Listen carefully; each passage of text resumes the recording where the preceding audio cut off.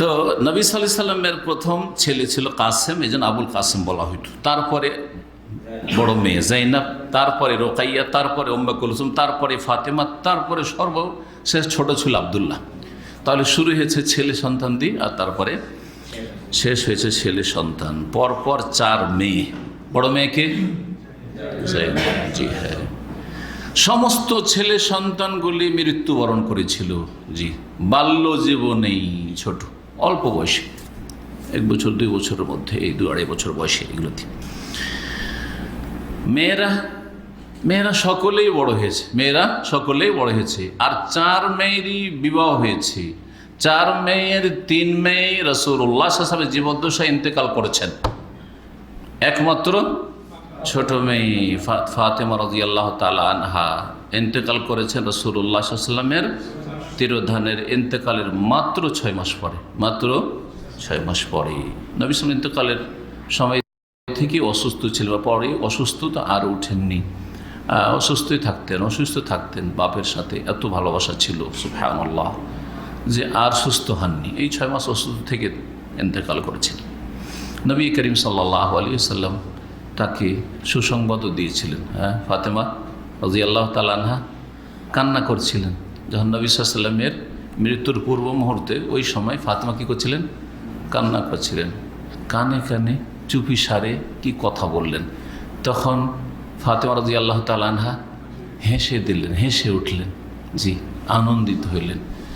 আয়েশা রাদিয়াল্লাহু তাআলা আনহা পরে জিজ্ঞাসা করেছেন যে কী ব্যাপার বলো দেখি, কী ব্যাপার, কেন তুমি হঠাৎ কাঁদছিলে? কাঁদতে কাঁদতে মানুষ আবার হঠাৎ করে হাসে, নিশ্চয়ই কোনো রহস্য আছে, কী ব্যাপার? তখন নবী সাল্লাল্লাহু আলাইহি ওয়াসাল্লামের ওই ভবিষ্যৎবাণীটি শুনলেন যে দেখো, আমার পরিবারের যত সদস্য আছে সবার মধ্যে, আমার পরিবারের স্ত্রী এবং এরা যে আছে তাদের মধ্যে প্রথম তুমি আমার সাথে সাক্ষাৎ করবে, মাত্র 6 মাস পরে ইন্তেকাল হয়। নবী সাল্লাল্লাহু আলাইহি ওয়াসাল্লামের মেয়েরা সকলেই নবুয়তের সময়টা পেয়েছেন, মানে নবী সাল্লাল্লাহু আলাইহি ওয়াসাল্লামের নবুয়তের জীবন পেয়েছেন। তারপরে সকলেই ইসলাম গ্রহণ করেছেন, অথচ বড় মেয়ে জাইনাব রাদিয়াল্লাহু তাআলা আনহার স্বামী দীর্ঘ সময় ধরে ইসলাম গ্রহণ করেনি। কট্টর শত্রু ছিলেন না নবী সাল্লাল্লাহু আলাইহি ওয়াসাল্লামের। শ্বশুর সাথে শ্রদ্ধা ছিল, কারণ খালু সম্পর্ক। আর খালু সম্পর্কটা শুধু নয়, এমনিতে খুব চরিত্রবান মানুষ ছিলেন, কিন্তু বিভিন্ন বাধার কারণে বা যে কোনো কারণে হোক ইসলাম গ্রহণ করতে বিলম্ব হয়েছিল আবুল আস রাদিয়াল্লাহু তাআলা আনহু।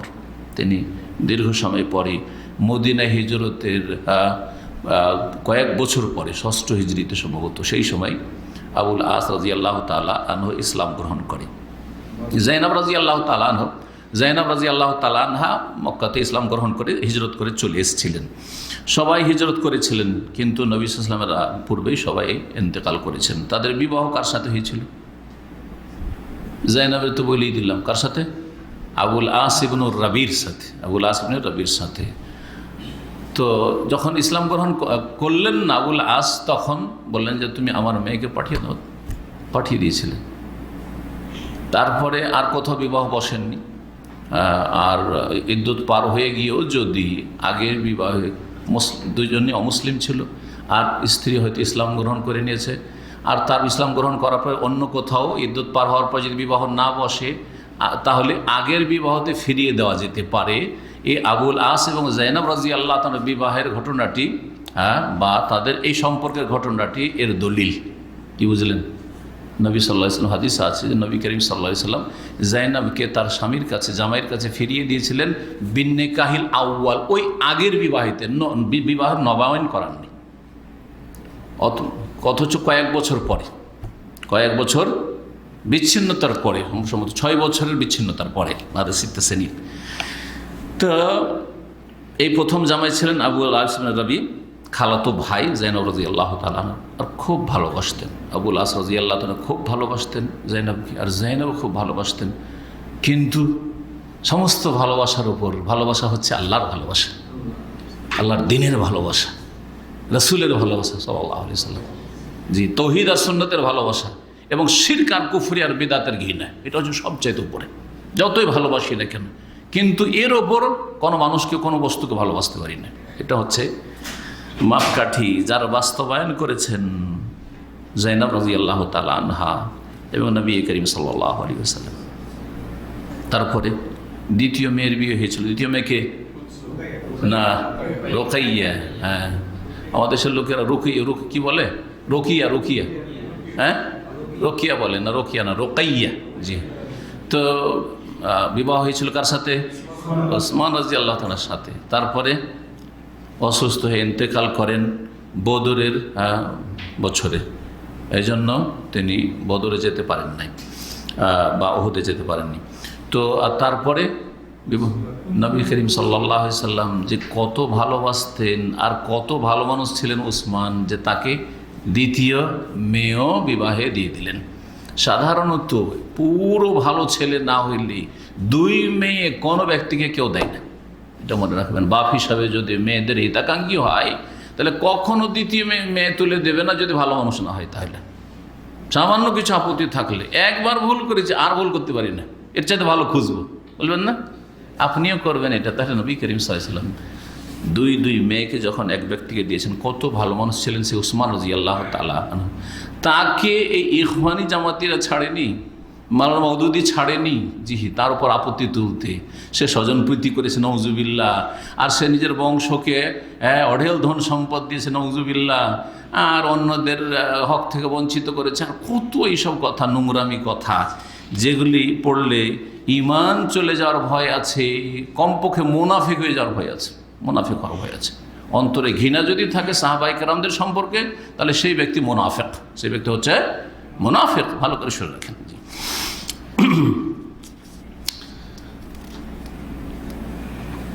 উম্মে কুলসুমের ইন্তেকাল হয়ে যায়, উম্মে কুলসুম রাদিয়াল্লাহু তাআলা আনহারও ইন্তেকাল হয়ে যায়। আর ফাতেমা রাদিয়াল্লাহু তাআলা আনহার বিয়ে দিয়েছিলেন আলী রাদিয়াল্লাহু তাআলা আনহুর সাথে। তিনি সম্পর্কে কে ছিলেন?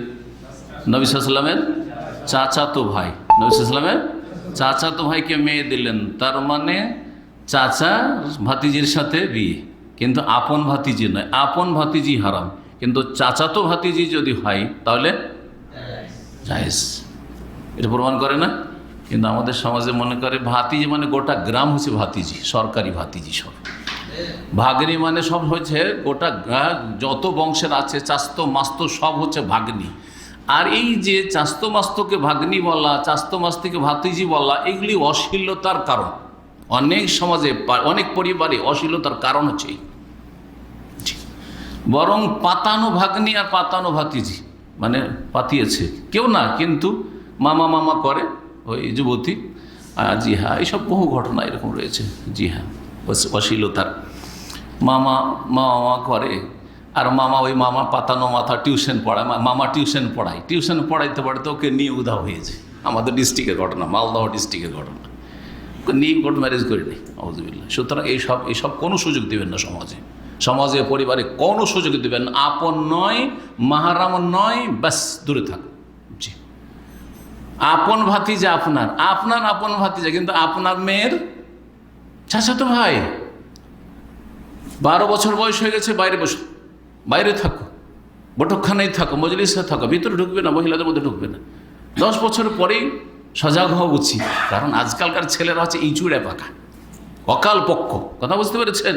সুতরাং 10 বছরে দুনিয়ার অনেক কিছু বুঝে, বিশেষ করে এই সোশ্যাল মিডিয়াতে অশ্লীল জিনিস দেখে। আল্লাহ হেফাজত করে আমাদের পরিবারের, সমাজের।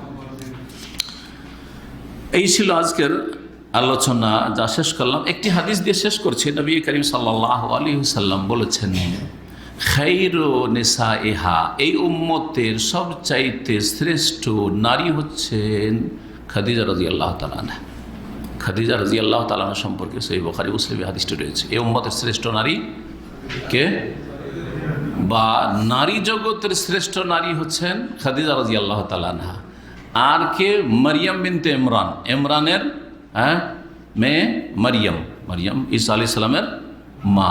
আর এক হাদিসে রয়েছে, কামলা মিনার রিজালি কাসীর, পুরুষদের মধ্যে অনেকেই পূর্ণতা লাভ করেছে, অনেকে কামেল হয়েছে। কামেল মানে পীরে কামেল নয়, মানে অনেকে উচ্চ স্তরে পৌঁছে, উচ্চ মর্যাদা পেয়েছে আল্লাহ রাব্বুল আলামিনের কাছে। ওয়ালাম ইয়াকমুল মিনান নিসাই, কিন্তু নারীদের মধ্যে অল্প কয়েকজন নারী পূর্ণতা লাভ করেছে মানে শ্রেষ্ঠত্ব লাভ করেছে। কে কে?